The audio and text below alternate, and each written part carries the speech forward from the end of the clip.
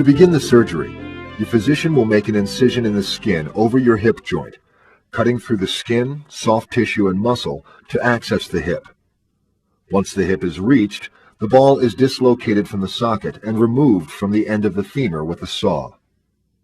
The socket, or acetabulum, is exposed. After measuring the size of the socket to guide accurate selection, the appropriate reamer, a cheese grater type device, is used to create a perfect hemispherical bone socket that matches the external shape of the acetabular cup. The cup is carefully positioned in the bony socket. This cup is held in place using a number of methods, depending upon surgeon preference and your bone quality. These methods may include bone cement to hold the cup in place. Most cups are designed to allow bone to grow into the metal surface to hold the cup in place. These cups have a roughened or specially prepared surface, which is designed to allow ingrowth of bone into the metal itself. This type of fixation may be augmented by screws to help fix the cup in place while bone growth takes place. The inside of the femur, or thigh bone, is then cleared with various types of devices, and a prosthesis is placed into the femur. A trial ball is placed on the top of the femoral stem, and a plastic insert is placed into the cup. The hip joint is then articulated by placing the ball in the artificial socket. The hip is evaluated for the type and amount of motion it has and the stability of the joint. That is, the inability of the ball to dislocate from the socket easily.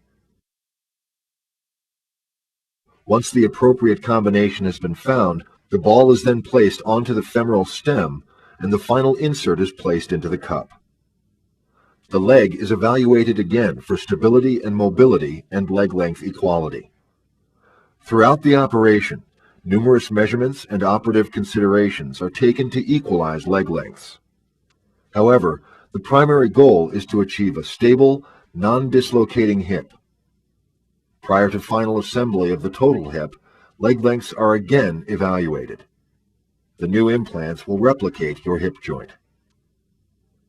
Your physician will rinse out debris from the hip joint with sterile fluid, and then close the wound in layers with stitches and/or staples.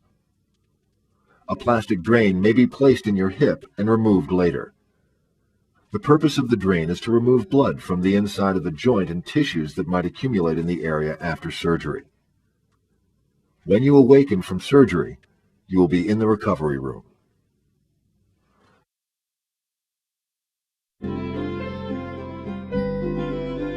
I hope we've answered most of your questions regarding hip replacement surgery. One last point. The success rate of this operation approaches 95%, so making the decision to proceed with the surgery may give you many years of pain-free activity, and perhaps even a new lease on life. And again, if you have any questions or comments, please don't hesitate to ask your doctor.